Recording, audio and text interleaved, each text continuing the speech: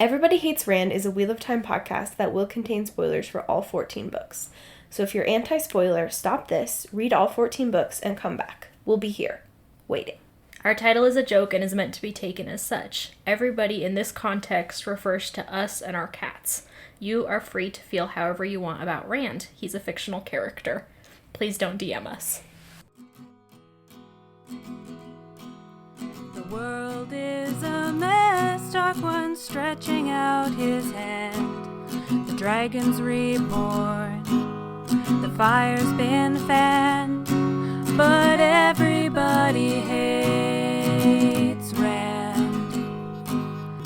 Everybody hates Rand. Everybody hates Rand.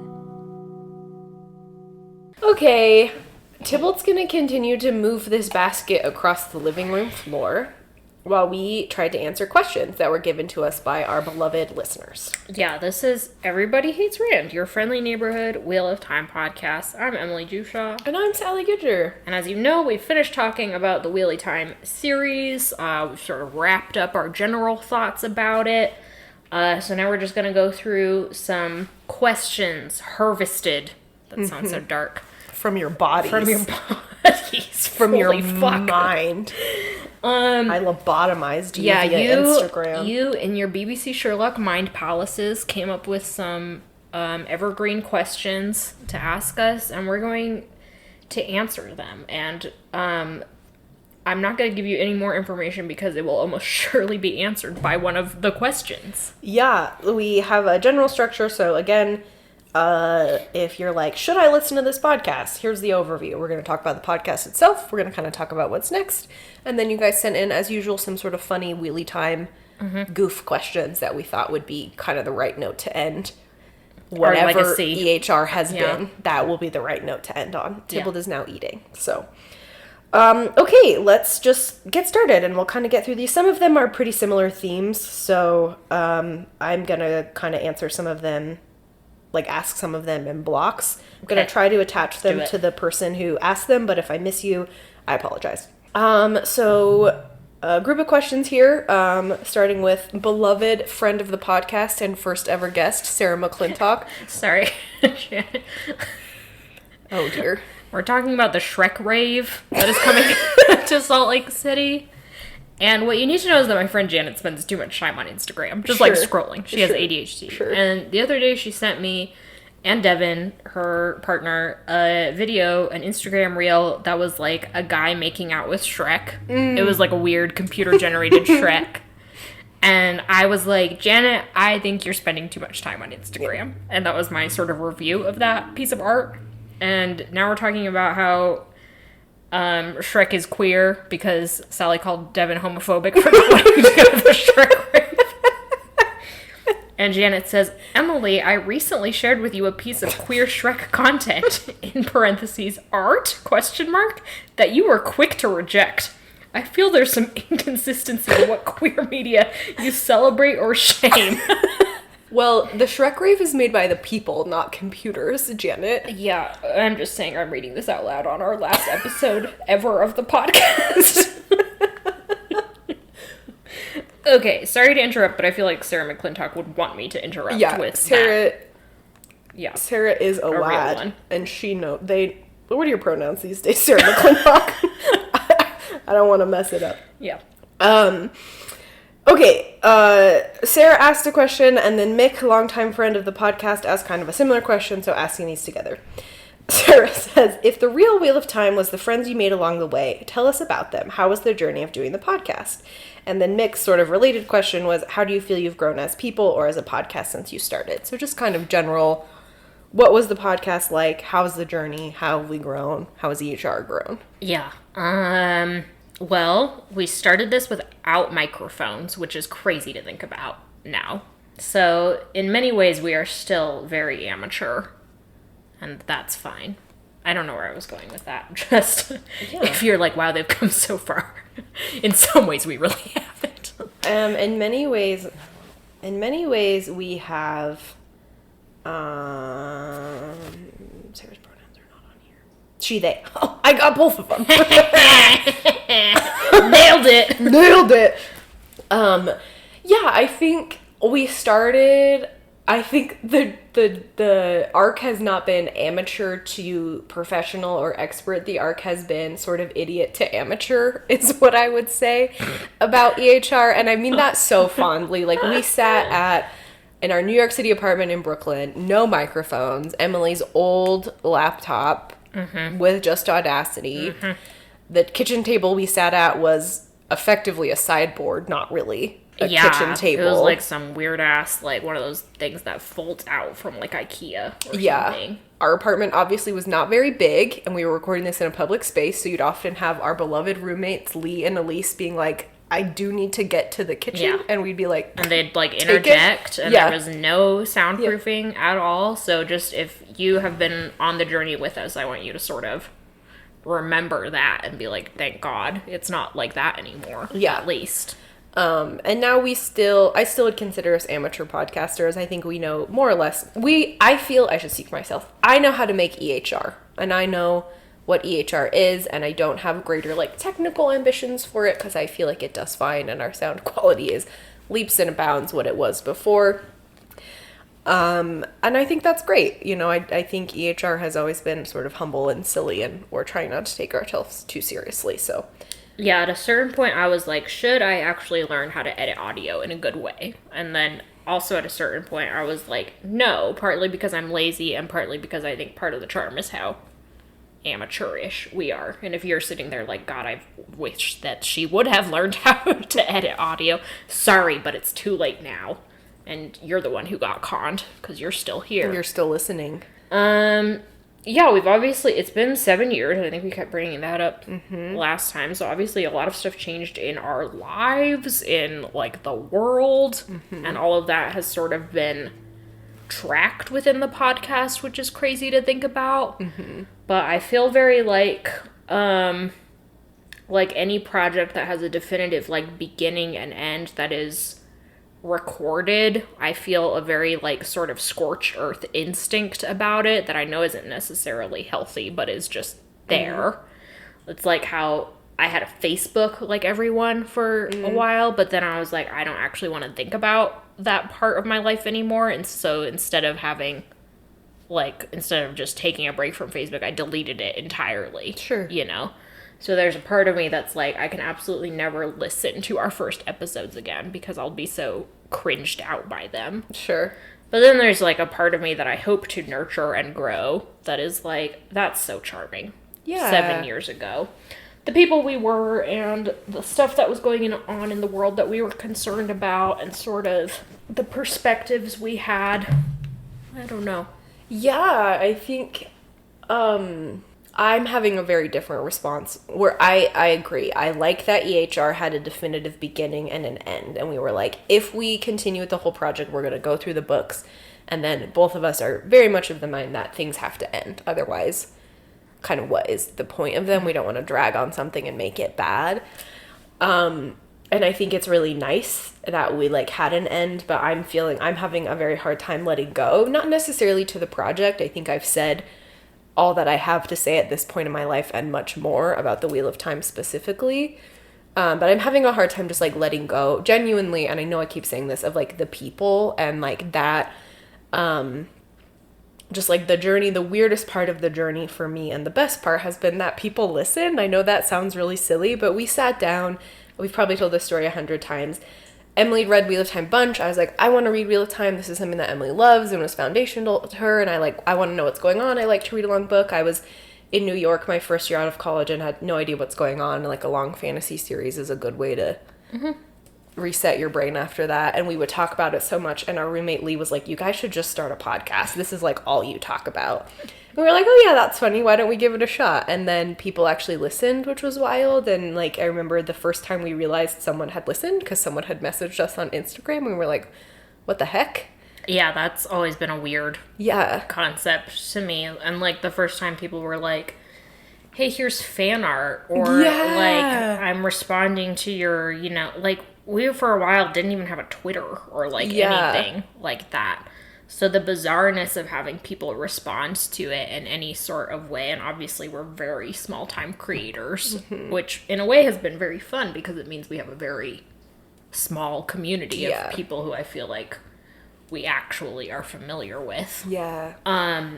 Which is lovely. But yeah, it's been very weird and very fun just to like have people. And yeah, that is hard to think about, like, oh, if I'm not doing my little rituals of the week that sort of force interaction with those people, then those things will naturally sort of fall by the wayside, and I'm sort of having to cope with that. Yeah, well, this is an answer to another question, so I'm going to hold that in the back of the brain for a second and try to stay focused. So the journey has mostly been good. I think kind of Emily, our kind of like division with podcast labor, if you haven't figured this out, is that Emily does a lot of technical stuff and I've taken the lead on a lot of the like social media and stuff. But I have done, I think, a truly abysmal job with that. And I don't mean that like unkindly to myself, but like I was really trying for a really long time to figure out how to have a social media presence that was like the type of social media presence that got a fan page traction. And I think it helped make us popular in a lot of ways. But it was so exhausting that at some point I just had to be like, I'm not enjoying this. It's hard. Social media is hard. And I just like backed off of it. And we don't have a great social media presence anymore. But like, I know people are still listening because we can see the stats. And like, it's been really nice to be like, we can create the EHR that makes sense for us social media wise, audio wise, and like people are still responding to it. So that has been a really fun part of the journey to figure out what EHR was. I think we started confused and then maybe got really intense about it for a while. And then of course periods of our life will ebb and flow where the podcast can take more or less priority. But it has been a constant kind of anchoring our week for a really long time. So that's going to be interesting.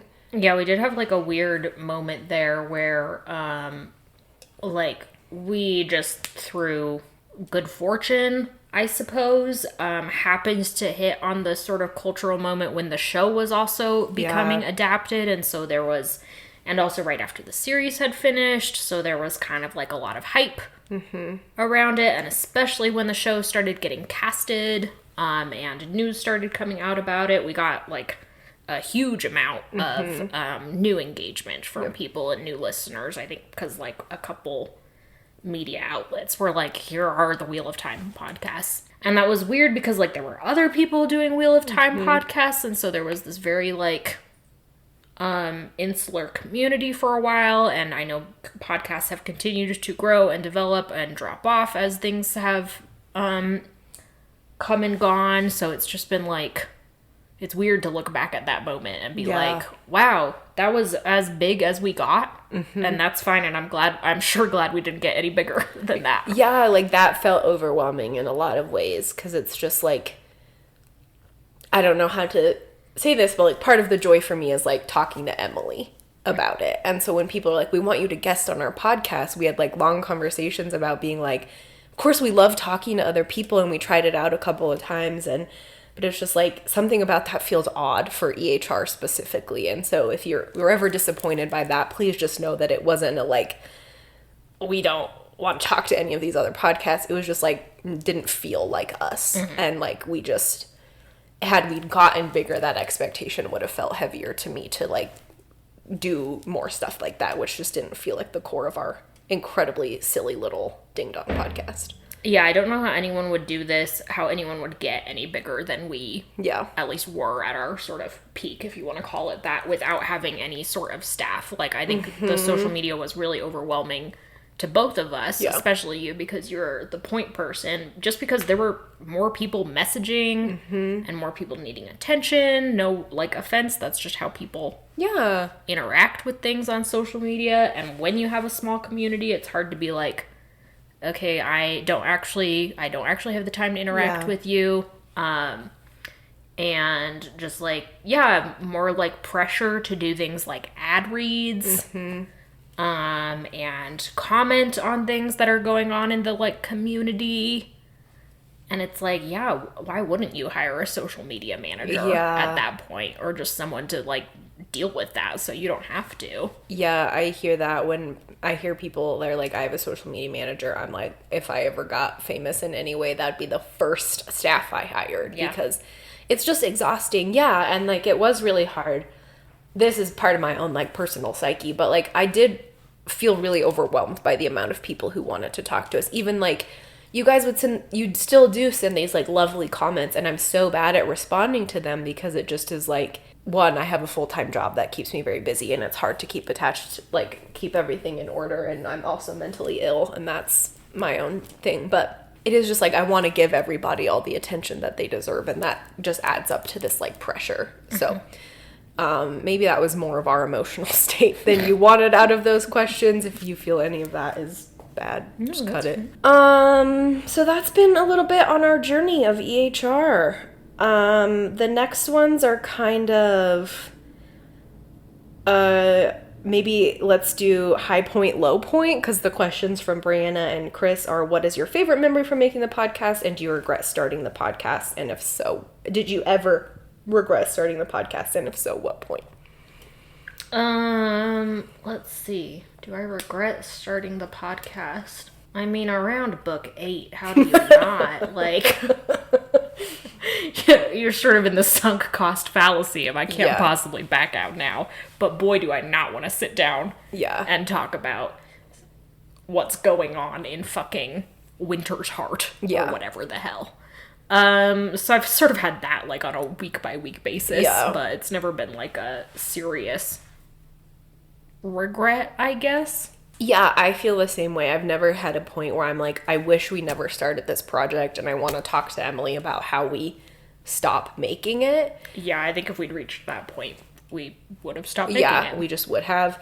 But there has been, you guys have felt it, especially these last few books, where it's just like, the regret has more so been about the content and like what I'm committing a lot of my time to, and struggling with the value of that versus actually sitting down and talking about it and making something and building a community and having whatever conversations we have been able to have with you all. So. Yeah, for sure. And then favorite, I don't know if I have a specific favorite memory. I think a couple things come to mind. The first time someone made fan art of us was really... Yeah, that was really sweet. Amazing. I think it was Matt. I think it was that. Well, was it Ferg?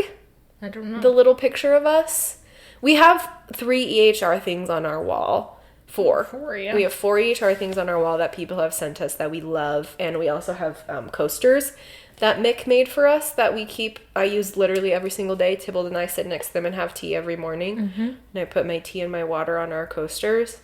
And I just like, that has been really beautiful. I know that sounds weird to be like, well, people made you something. Of course that's your favorite. And it just is more about like the fact that I made something that somebody else loved enough to then turn around and create something out of has been really cool. Yeah, any creative will tell you that any sort of response is just like the reason that they keep going. Yeah. So like realizing you're not in an echo chamber in a very concrete way is always going to be super impactful. Beyond that, I've just like, we've laughed super hard a few times. I have some just like, you know, probably all your guys' favorite memories of when we laughed really hard are also our favorite joke memories. Yeah. Yeah, anytime I've just been able to crack Sally really up, I've really liked it. I don't know if it's that hard. And everyone. Anytime I do a joke that then people on Twitter were like, that had me laughing, I'm like, nailed it. Hell yeah, brother. Hell yeah, brother. And yeah, just talking about the like good parts of Wheel of Time has also been fun. Yeah. Pretty much the whole Dragon Reborn was fun Reborn to was talk so about. Good. Yeah, that was a good season. We were both so happy that season. Mm-hmm. That was also downhill. The shadow started to rise, and therefore we all became bummed. That was also when we started adding in Glenna's theme song with season 3. Oh, yeah. So that's a fun memory, too, that, she was willing to make something so beautiful and fun for our incredibly silly Ding Dong podcast. Yeah. Which I say with all love. I love this Ding Dong podcast. For sure. Okay, I think those are... we've kind of talked about this periodically, but a lot of people are kind of like, did you have fun? Was it worth it? And it's like, I think we talked about that last time. Yes, we've had fun. We consider it worth it. We hope you guys consider it worth it. We've had some sweet comments from people being like, you've Another one of my favorite things is people will tell me EHR has helped them think more critically, and that makes me really happy because I think if I were to pick a mission for EHR, it would be have fun, don't take yourself too seriously, think more critically about the things you're consuming. Absolutely. So absolutely. That makes me really happy. The next kind of block of questions that we got a ton of was, are you going to keep making EHR? Would you consider talking about New Spring or the show? Are you going to jump to a new book series? Would you consider, if you do that, what books would be on your short list? Mm-hmm. So these came from Amanda Ferg, who drew that on our wall, Memo, one of our dear patrons, Edward, Pauline, and then Tevin also asked what... Devin Wakefield, friend of the podcast. If you did jump to another book series, what would be on the short list? Okay, yeah. We are not going to talk about New Spring or the show. First answer. That's just not been the project. And the show's its own thing. I think if someone wants to start a podcast about the show or about the show in conjunction with the books, that's absolutely great and all power to them. But I don't think either of us is particularly interested in doing that. No. And New Spring is, to be frank, I just don't want to talk about land that much. Yeah, New Spring, I don't even know if I'll read New Spring, to be honest. Even as like a pretty chronic completionist of something, I'm just like, it does not spark joy for me. Yeah, it's an additive text. It acts as a prologue. It is absolutely unnecessary to your reading experience of Wheel of Time, which is how I feel about a lot of like Wheel of Time adjacent texts, like the Wheel of Time Companion, and in some ways the show. Like, you don't need to view or read these things in order to like have a complete understanding and reach, I believe, the same conclusions that we've reached within the context of the podcast proper. So yeah, I don't think we would talk about New Spring. Robert Jordan came to it non-chronologically, was kind of just doing it to do it, so don't really think that we need to include that in the project. We do not have plans to sidestep to a new project talking about a new long-form fantasy series. We have obviously talked about many books and movies. I imagine many of the books and movies you would want us to talk about. Over on our Patreon podcast, We Don't Watch Outlander, which right now is tiered behind a paywall, but we'll talk about this when we get to housekeeping in a bit. Will eventually just be available to the public. Yeah. So there's that. But yeah, this has been a Wheel of Time themed podcast. We're not gonna slip over into everybody hates. I can't think of a fantasy. I don't know. I'm trying to think of a character I hate as much. As Rand? Yeah, Rand. That's tough. Yeah, I think, yes, this has been a Wheel of Time project. Everybody Hates Rand is a Wheel of Time project. We talked about this a little bit on our final episode of We Don't Watch Outlander, which is out by the time you guys can listen to this, that like We Don't Watch Outlander has been a much more enjoyable podcasting format for us for a variety of reasons. One, the content that we're talking about. Two, it isn't quite as long form, like we'll do a long book in 4 or 5 episodes. So one, you might have more fun listening to that than listening to the final few seasons of EHR. We've done some real fun ones. We just did Fellowship of the Ring.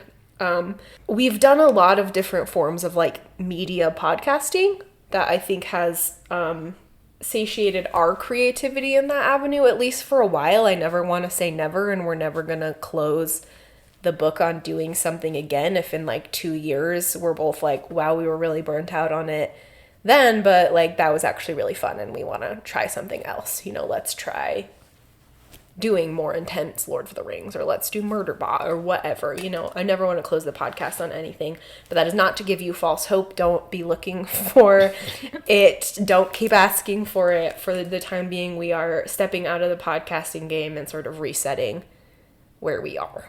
So. Yeah, I think we can pretty definitively say that we're not going to return to a long-form series. Yeah. For one thing, there aren't very many series that are as long as Wheel of Time. And as we talked about in the last episode, or maybe the episode before that, long form series just don't really do it for us. Yeah. Especially, I think I enjoy reading them a little bit more than Sally does, but I lose a lot of the joy in just being sort of forced to go over their every nuance repeatedly, as we've done with Wheel of Time. Yeah. So probably no to long fantasy series. If we were to do anything in the future, it would be more in the vein of we don't watch Outlander, I think. Yeah. But definitely not for a while. And if we do, it will not be because we've been prompted or asked repeatedly. Yeah. It will just be because it's something we want to do. Yeah, it's something we just want to return to. We enjoyed it. We Don't Watch Outlander is really fun. And I think while there was a lot of value to talking about something in a lot of depth, and I think I learned a lot about analysis, I think perhaps ultimately we give better analysis on We Don't Watch Outlander because we are pressed like to stick on the important stuff rather than me being like, the Geneva Convention 400 times. Yeah, we also do, I think, in We Don't Watch Outlander, have the opportunity to talk about creators and content that is more focused on non-white people, queer people, disabled people, a lot of different, like, worlds and fantasies and creators that are doing really fun and interesting things, and people who I feel a lot more comfortable platforming. Yeah, 100%. Like, going back to regrets, I don't regret talking about Wheel of Time generally as a piece of problematic media. I think all media deserves to be talked about in some form or another. But there have been moments where I'm like, wow, I sure am giving a lot of attention and time to a person who, like, a sort of piece of media that didn't necessarily devote the same amount of care and attention to people like me. Yeah. Or to people not at all like me. And that is sort of one of the failings of Wheel of Time that I'm like, I don't think I would do that again. Yeah, I love that. I think that's really powerful and something that we've grappled with on this podcast as well, of like, how do we use what little platform we have for good? And we've tried to do that in a variety of ways. And if we were ever to do again, I would like the platform itself to be more valuable. Like, we are talking about queer, trans, non-binary authors and characters and what books are doing well to represent community. It'd be fun to go through banned books in the time of the next Trump's candidacy. So we'd be looking much more at something like that versus sitting down with a Brandon Sanderson series or even Tolkien or any of that and kind of going through it in depth. Yeah. Yep, for sure. And we would have much more fun that way. So that's kind of on where EHR is going. I know we are all sad about it ending, us probably more so than anyone. But all things come to an end. All things come to an end, and we hope you can respect that. Again, not saying don't talk to us, but questions about what are you doing next podcast-wise will be.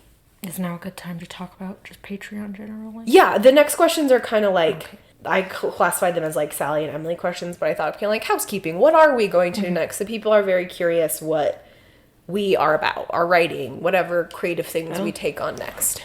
Yeah, so the status of the, like, housekeeping, EHR, social media, Patreon, we don't have any plans to just entirely dismantle any of that, including the Patreon. Our plan is, I believe, in the next few months to remove the paywalls on Patreon to make that open to the public.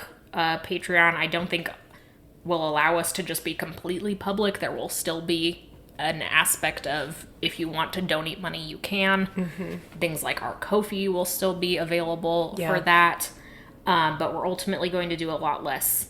We're not going to be continuing to produce Patreon content, which is one of the reasons we're taking it from behind the paywalls. And we are not likely to, tweet or Instagram about things, consider them to be on hiatus. You're, of course, welcome to message them, but no response guaranteed. And with any sort of future creative things we do, they may or may not be under, like, the EHR brand. So we want to leave that there in case, but we might also just be moving forward with projects as individuals. Which we would perhaps loop in the EHR social medias or Patreon to use to, like, sort of spread information or market those things, but... Yes, absolutely. To all of that, I want to in this vein, tell you guys, we have started a Substack. If you're not familiar with that, it's a newsletter. It's like free newsletter service that we can just have. I'm pretty sure the URL is just everybodyhatesrand.substack.com. As with most of our stuff, that's where you can subscribe, but I'll blast it all over our social medias, and I'll try to remember to put it in the show notes of this podcast, so if you could remind me when you're editing that. And so we'll definitely still have the social media and may post on that occasionally, just like check in and say hi and see what's going on. But yeah, consider that quiet. Nothing's really going to happen there. We're still, of course, going to keep the podcast feed itself open and our website up. My slight plug in there is that those do cost money. So if you have any interest in supporting that, you can still give to our Patreon again. And even like $1 a month would just help us keep it functional. But that's not something that has to be on you guys. We're willing to front those costs. But on the Substack, we're going to have the Substack open. And that's the best way to receive updates about whatever we're going to do next. Emily and I will both utilize that and just sort of send a blast out to anybody that's interested if we've got something else going on. So yeah, that's it. Okay, the Are there people any, do like, have some specific questions. Yeah. That's the housekeeping. We're excited for the Patreon to be out from behind the paywall. We'd love for things to not cost money, but we did work hard on all that content, and it'll be nice for most of it or all of it to be free for you guys to enjoy. So there's I think we started the Patreon only like 6 months into the podcast, so there's a huge backlog of content. So also if you're missing us and you haven't engaged in any of the Patreon content, we will definitely put out on the newsletter and on social media when all of that or most of that or whatever that works out to be like is free, so you can go dig through 6.5 years of backlog content. Yeah, there are 76 blooper reels. Wow. That's a whole lot, and they're all good, let me tell you that. That's certainly not true. They're all hidden gems from the podcast They're mostly vault. just us responding to our cats, which we do on the podcast proper. Yeah. So we have a couple of general questions about just what we're going to be doing, if we're comfortable answering. Leah asks, just generally, how are we doing? good. It's December as we're recording this, so seasonal depression is a thing.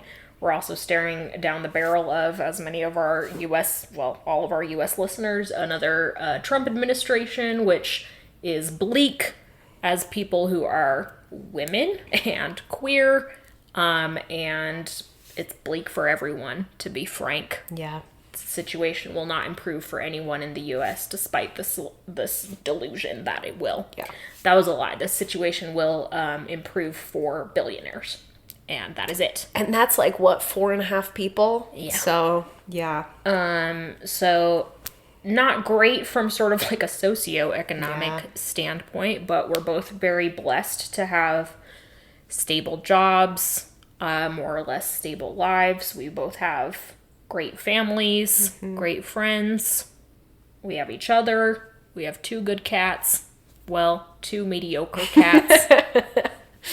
And we have so many more seasons of Survivor. That's right, baby. At the end of the day, my mental health personally is hanging on by a very thin thread. And that thread is Boston Rob. And that thread is Jeff Probst.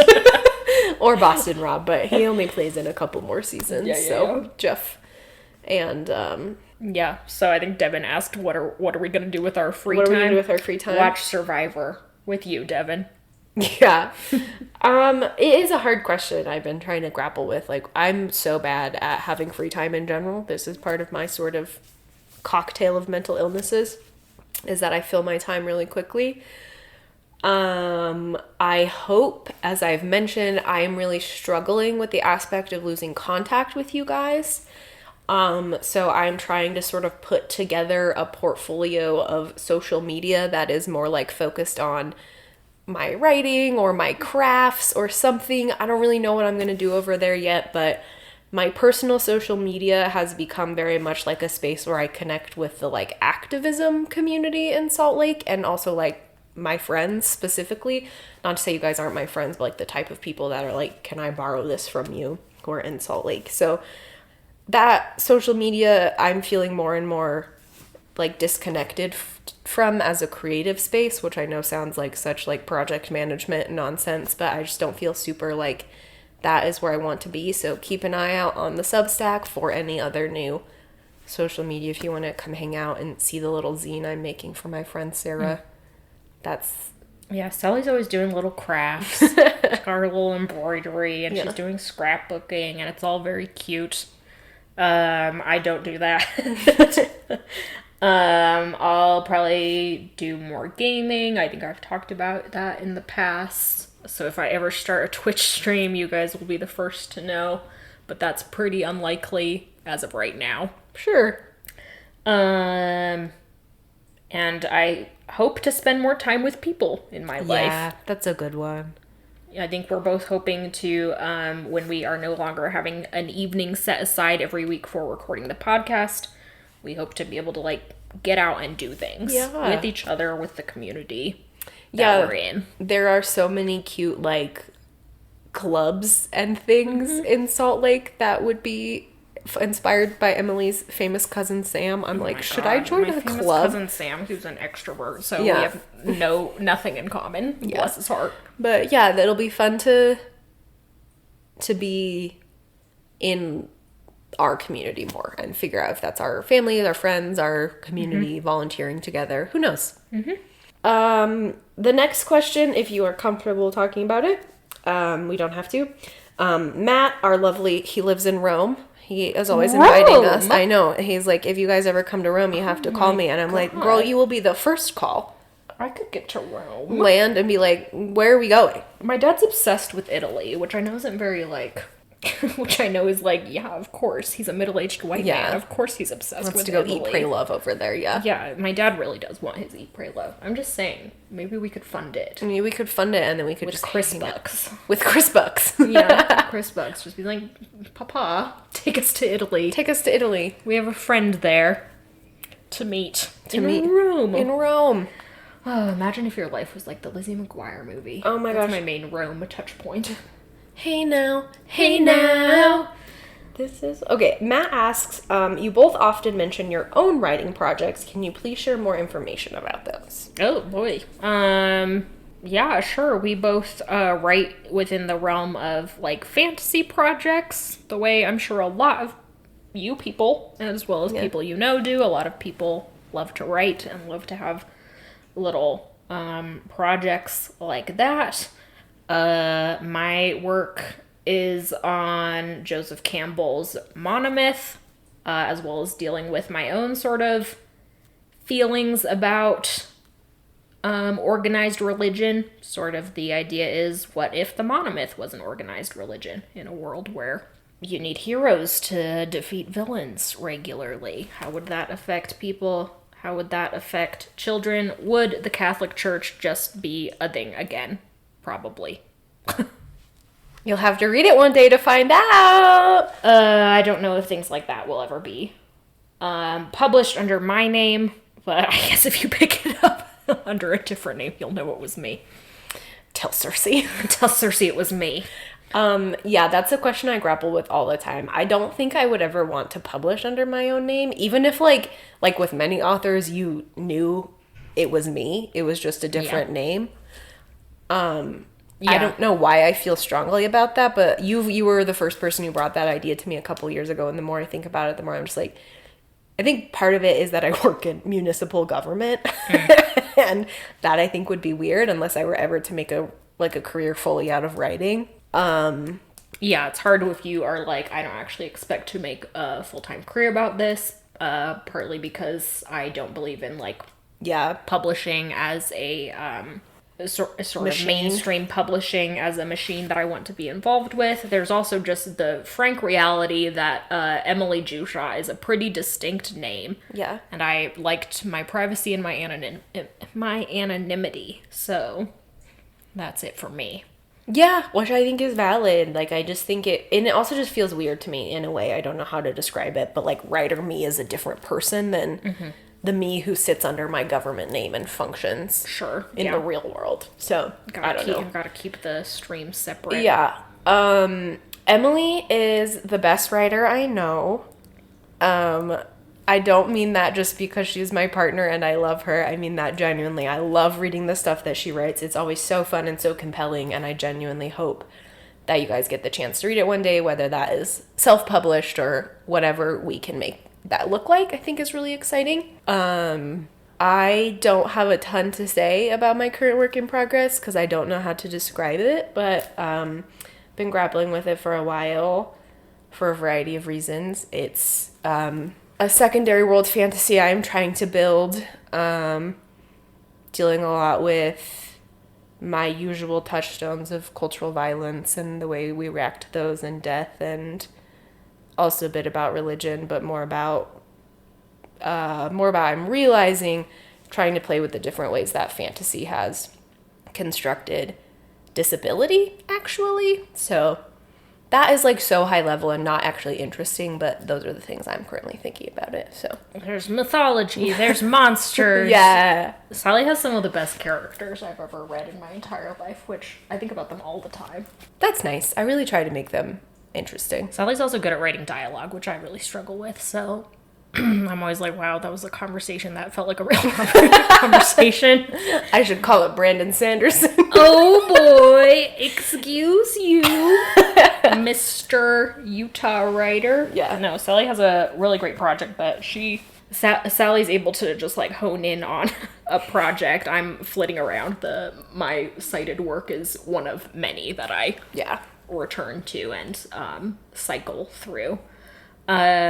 So I really admire Sally for being able to stick with the same set of characters and the same ideas and just like expand that constantly and be constantly thinking of new directions and new ways to complicate fantasy in an interesting way. Your work with disability and also with generational trauma and grief.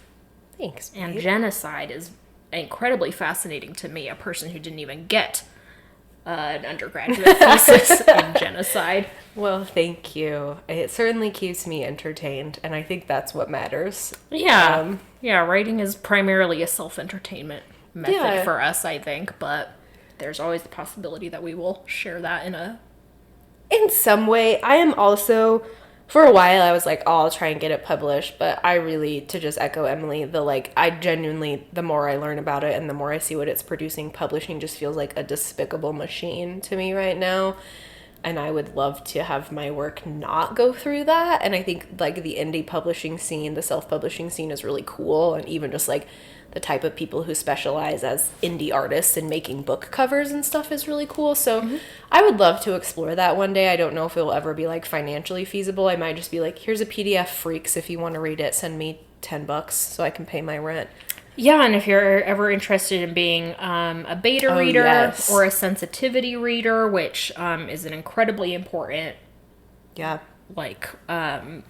to do within any sort of publication of work and just personally and getting new perspectives and understandings, then reach out. We would hope to be able to compensate you for that in some way, but I confess I do not know what the market standard for that sort of work is, so. Yeah, I think one day when we are in hopefully a more financially... it's not that we're in a financially unstable situation. We are in a bad housing market and a bad economic market where it feels like this is perhaps not the best use of our money, but more financially playful. It'd be nice for us to have a little fund as a household for these creative projects to pay people and explore self-publishing and whatever that looks like for us. So, until then, trade offer. I'll give you 7 years of podcast. Hey! You give me one beta read. How does that sound? Okay, those are the questions about us. I'm trying to think if there's anything else we want to say before we sort of rapid fire some of these silly Wheel of Time questions. I know I keep saying this and I sound like a sappy broken record, but thank you guys so much for spending the past 7 years with us. We will still be here. It'll just be in whatever, to steal some, I was thinking about this earlier, to steal some language that like some family members and friends of mine who are very in the like Instagram mom scene say to me constantly. The next season of our life is going... I know, I hear that makes all me the feel time. Like Gilmore Girls. I know. Which I've never even watched, but... The next season of our lives is going to be a bit more individual, a bit more playful and exploratory, and we just don't know what that's going to look like, but stay tuned. Hell yeah, brother. We're still here. Hell yeah. Okay, I got some rapid fire Wheel of Time questions. Give them to me. Ethan asks, despite the feelings of many individual Ashaman as characters and as people, do you feel as though they are an effective metaphor for combating / overturning toxic masculinity? I don't think Robert Jordan would characterize them that way, and if they are, it's purely by accident, but this is what interests me about them. I'm going to be honest, I don't think I've ever thought about the Ashaman in that capacity.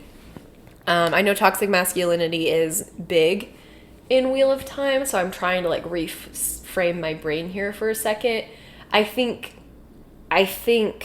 the Ashaman are more a sort of cautionary tale about toxic masculinity being institutionalized in the way that Rand creates the Ashaman as an institution. He is obviously modeling that partly on this sort of like model of the Aes Sedai, which is itself very toxic in a governmental way, in a sort of bureaucratic instability. But Rand brings a lot of his toxic masculinity to the values and ethos of the Ashaman in terms of valuing yourself less as a feeling and emotional human being and more as someone who serves a purpose, divorcing yourself from the people around you, the community, and doing things for the sake of doing them. So I think if you're going to talk about overturning that sort of toxic masculinity, then I guess the work that is doing that would be in the very tail end of the series with like Andral. But unfortunately, I think as we've mostly talked about, Andral and his little coterie are sort of this approach to toxic masculinity that is more like neo-toxic masculinity. It still doesn't actually provide a lot of value to the gender dynamics. It is still sort of placing masculinity at the center of a worldview, but it's more of this like nerd masculinity, nerd culture thing that is prevalent, which is equally toxic as Rand's toxic masculinity. Yeah, I don't think, unfortunately, as I run through them, there is a male character and some female characters, many female characters in Wheel of Time, who embody, if they're embodying what we would consider a masculinity or masculine traits, those are not brought to the extremity of toxic. Like, in some form or another, all of our male characters are presenting something toxic. So in terms of, like, to me, if I'm thinking of a metaphor of overthrowing something, you can certainly argue that the Black Tower is an examination, like you said, of how that gets institutionalized, but I can't really think of a character that, like, other than Loyal maybe, and Loyal isn't a human, therefore he is very othered, a character who is embodying these ideals of, like, strength and duty and community and all of these things that might fall under, like, a positive, gentle masculinity and sort of a love for your friends that isn't hindered on anything weird. I just can't think of a character like that that doesn't also have something like, I hate my wife, or I hate women, or something like that.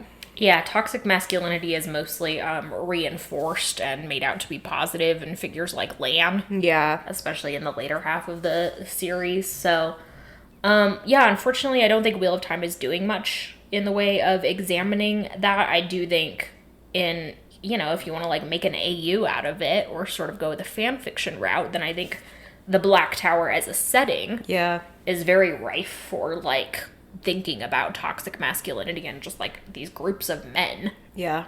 In a space that is very interesting because it's, like, military adjacent, but it is not actually the military. They're not connected necessarily to any state. They're a volunteer force, more or less. They're also connected to a really interesting form of magical power. Yeah.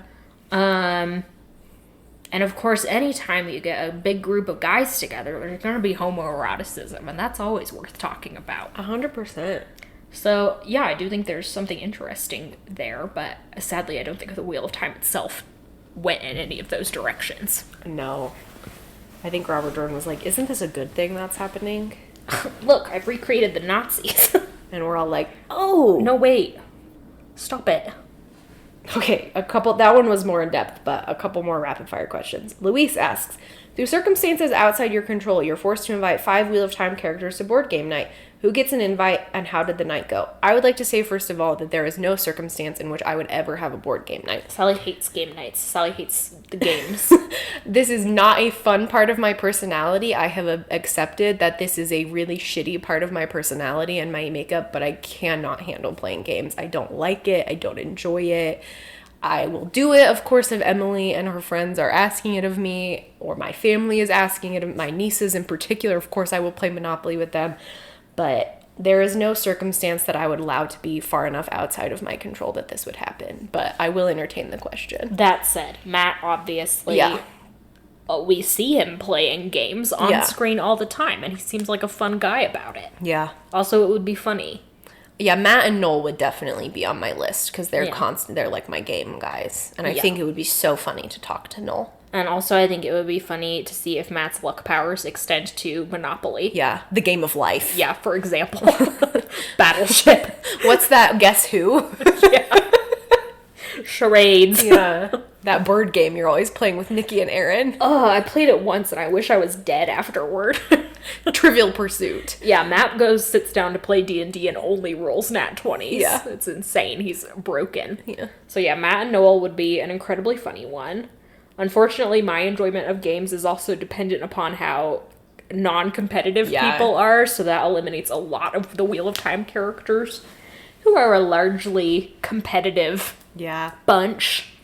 Matt, Noal, I'd like Loyal to be there, because it's always nice to have someone who will just talk to fill any sort of empty silences. Loyal's a good one. Brigitte. Hot, and also she and Matt have a funny rapport. She never got to meet Noal, but I feel like she would like him. Yes. So I feel like that bunch would be incredible. Who else? I mean, every instinct says Gaul, just because... Hot. And probably pretty funny at something like Monopoly. Yeah, you'd have to, explain it to him. And he'd be like, why am I a car? And you'd be like, just roll with it, baby boy. What is a car? Just let it happen. Yeah. You don't have to include Noal if you feel like there's another option. No, I like Noal. I like that you brought him up. I just think Matt and Noal, Brigitte, Loyal, Gaul. I would maybe replace Gaul with, Mazarim Tem, just to, add some chaos. Asmodean. It's nice to have someone who everyone hates there. Yeah, so you can all be sort of an let's enemy. Cheat and gang up on him. Yeah. Well, it sounds like a fun night. Jen asked, what do you think of the comments Brandon Sanderson has made that Lanfear is not dead and the scene where Perrin, was just another layer of compulsion? What do I think of that? I think... Fake and stupid. Yeah, I am so sick of people being like, that character didn't actually die, it was fake. I don't believe in authors being allowed to just sort of extra textually retcon their own writing when they had the ability to edit it to make it more clear. I don't believe in that. So yeah, what it screams to me is Brandon Sanderson either got some feedback or himself was like, oh, Lanfear dying was very abrupt and tonally weird, and so now I have to somehow enshroud it in mystery and extra layers of intrigue in order to make it less of a huge weird letdown. Yeah. And I don't think you get to be allowed to do that. You are an author, you publish the work, and that's your stamp of approval. Yeah. You obviously are a person and get to have regrets about it, but you don't get to tyrannically demand that people interpret your work differently. Yeah. So yes, Bella is dead because it says Bella's dead in the book. That's me snapping. Different Sarah, another beloved patron, asked 2 questions. The first, if Ed and Tybalt were characters in Wheel of Time, who would they be? Here's my controversial opinion. I actually think Tybalt would be a Rom. For the following reasons. Holy shit. Okay. For the following reasons. Neurotic.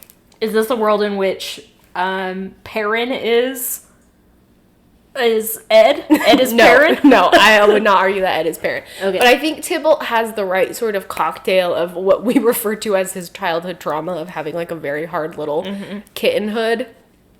Neuroses, codependence, susceptibility to cults. I 100% believe if Tybalt was a person, he would be in a cult. Yeah, fully. Penchant for violence, stupid, Very pretty. Yeah.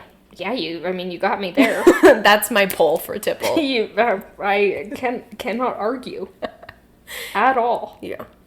Ed would be like some old-ass monarch. Yeah. Like the one in Eridomon who just went missing. Disappears. Yeah. That would be Ed. Yeah, 100%. He's such a little priss. Ed is. We have a bit in the house that Ed thinks he's the emperor. Yeah, he's the child emperor. Yeah. Yeah. Yeah. So that would be Ed. And he's just... So in a way, he could be too long. Oh, I would never wish that on him. But it's possible. Yeah. Yeah, if Ed was surrounded by that much luxury Yeah. and kowtowing, he would really enjoy it. Yeah, or Demondred, where everyone worships him. Yeah, exactly. Ed could easily become evil.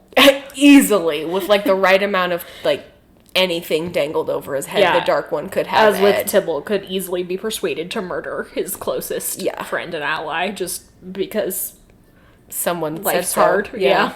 Yeah. Neither of our cats are very sort of strong of integrity. Ed switches allegiances immediately the second someone else is feeding him. Oh, yeah. Forgets so about fast. us. So Doesn't fast. care. Sarah's next question was, would you rather fight 100 duck-sized Trollocs or 1 Trolloc-sized duck? 100 duck-sized Trollocs. I was going to say the same thing. Ducks are terrifying enough at the size that they are. Yeah, they're scary. If you made them bigger, no chance. A duck-sized Trolloc is like a foot high, right? Yeah, just- if that. Yeah, just punt them. Punt them. Punt them. Or herd them and raise them as my own. My babies. Yeah. My children. Why must I fight the duck-sized Trollocs? Yeah, why don't we become buddies? Start a little... That's Larry you're talking about. Start like a cat cafe, but it'll be a Trolloc That's cafe. really cute. Yeah. You can come hold a little monster. TM. That's my idea. We're making a comic book about it. All right, we're going to end on our favorite question because it made us both laugh really hard. So we're jumping very briefly to kind of a more general question about books, which is a very interesting question. Morgan asks, my kid, nephews, and nieces are all too young, but would you guys ever recommend or gift books like The Eye of the World or The Sorcerer's Stone to younger relatives? I like to give books, and they've enjoyed the Magic Treehouse series, so it could be on the horizon, yet I'm struggling because I hold a lot of nostalgia for these books, but understand these stories or their authors can have unfavorable worldviews.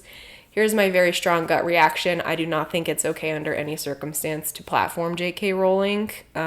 That's specific to J.K. Rowling and Harry Potter. I think it's a very strong statement if you buy a new copy of The Sorcerer's Stone. Maybe if you have one and want to give it, I don't know. That's a more complicated answer. I wouldn't even give it. Yeah, I think J.K. Rowling is a very specific subset of this. My answer with The Eye of the World is if you genuinely think someone will enjoy it, if they're the type of reader who enjoys epic fantasy, if they really like long form series, then more power to them. We don't want to like censor the book for having problematic content, and that's not the reason people are interested in censoring Harry Potter or J.K. Rowling.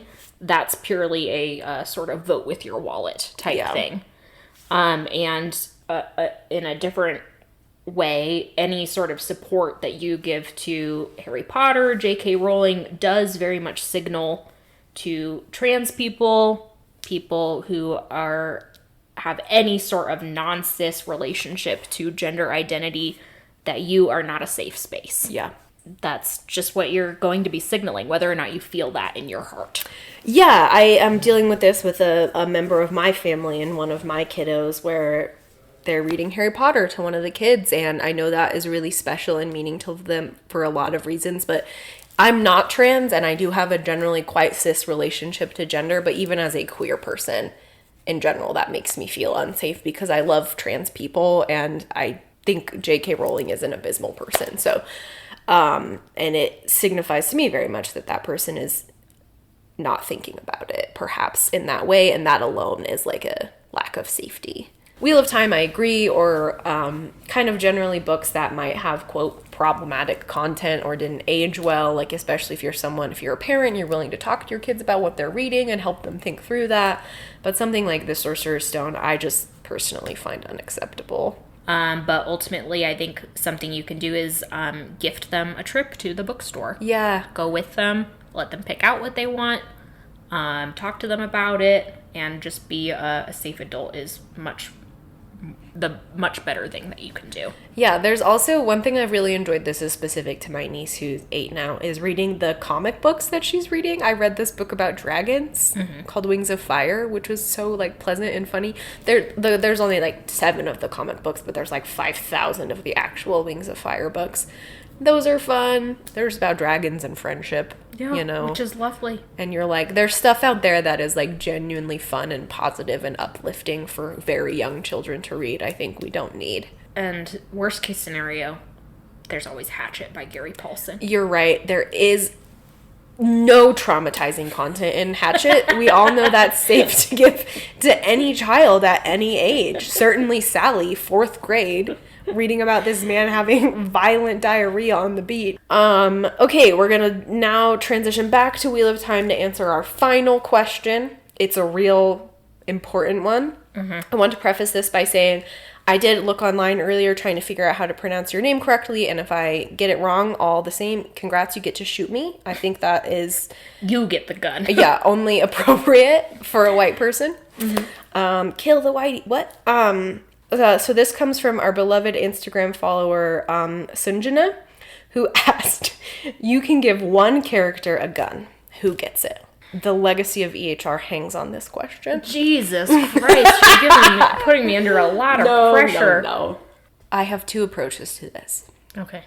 My first is along the lines of ancillary justice. If I can give one character a gun with effectively 1 bullet, how would I want that to be used to the most narrative effect? Right. The second is I don't believe in guns. So which character would just be like, that's despicable and get rid of it? And that itself... Throw it into the ocean. Being a powerful moment in Wheel of Time against like rejecting a power that is too strong for you, that doesn't need to be introduced to the world, and choosing nonviolence in a world that is increasingly violent. And mine, of course, my approach, of course, is just who would be funniest. Yeah, Natch. And there's a lot of possible answers to that. For sure. So I think for that second one, like Loyal is the one that makes the most sense, or one of the Tinkers. Exactly. Aram's hot grandma. I don't know that she's hot. Give Aram a gun and have Aram reject the gun, and that's boom. You just saved the character. You just saved right there. Him being like, oh no, that's too escalated. Too much, yeah. In terms of like who would be to most narrative effect, and I think most narrative effect can include what would be funniest. For sure. I don't know, what are you thinking? Oh, there are so many possibilities. Noal, and he whips it out in the Tower of Ghenjei. He's like, leave me behind. Machine gun. Like fucking Rambo? Yeah, exactly. And we just never address that again. And that's just how it goes down. Matt is like, what? And then he still dies and becomes a hero of the Horn, but he does have a machine gun in the... Hell yeah, brother. in the hero Hell of the yeah. Horn. Hell yeah. Second option, I don't know if this is like legal, because as far as I know, they're never on screen, but Perrin's mom. Padan Fane shows up and just... Yeah, and she's like, fuck you. Yeah. And then Padan Fane's out of the story, and also Perrin's family still is alive, and I think that would be funny to make Robert Jordan deal with that. Yeah. Amazing. Those are 2 really good answers. Thank you. It's going to be so hard to beat Noal in the Tower of Ghenjei. That is, like, so classic. Another one to that would effect would be Moiraine. So when she's fighting Lanfear, she just... pulls out a Glock. Yeah. It's hard when anyone is fighting Forsaken to not be like, this situation would be infinitely more funny and interesting if just one person had a gun. Moiraine just pulled out a Glock. Like Nynaeve's having her face down with Mogadine and then just is like, beat this bitch. Yeah. Mogadine's out of the story. Kills her. That's a good one. God, Noal with the machine gun is so good. Yeah, like I'm picturing it's like taped to his back like John McClane in Die Hard. Yeah. Under his old man. Oh, by then he is fully down to like John McClane is like down to chest hair and blood. Oh, good for him. Yeah. I love that. And the Eelfin and Aelfin are hiding in terror. Yeah, I'm picturing it's like cutaway. Noel's normal. We turn to Matt being like, I don't know what to do. We turn back to Noal, and he is fully he's diehard. He's taken down Nakatomi Plaza, you know? Yeah. Ho ho, motherfucker. Now I have a machine gun. And Matt and Tom are like, what is that? What happened? And Noel's like, it's literally none of your business. I'm Jane Forstrider, and that means I've been through things. And they're like, you're Jane Forstrider? Then, of course, we could also treat the mythical gun, just as the Horn of Valir, in which it switches ownership, and that would be a situation when I actually think it would be funny for Oliver to have a gun. Yeah. Yeah. There's an 8-year-old loose on the battlefield. What's he got? A gun. No! Which does mean that Matt originally has the gun, but then Oliver has the gun. Oliver having a gun would be pretty funny. Yeah.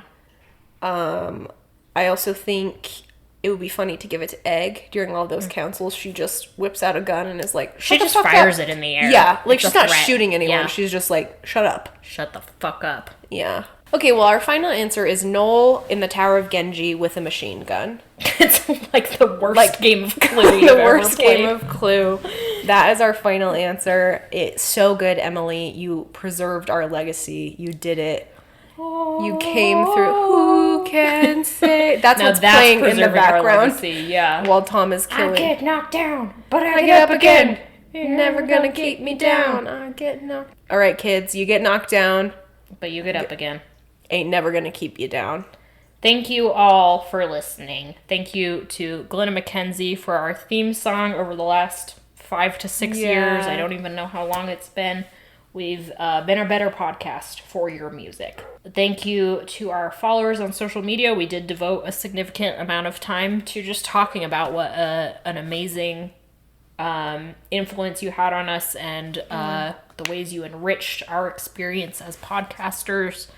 And we wouldn't have done it without you. I mean that in a very real way. If we got literally no engagement, we would have stopped. Yeah, we've been like, well, we'll just keep talking to each other and bothering Lee. And we don't have to record it or put it on the internet, and that's fine. Yeah.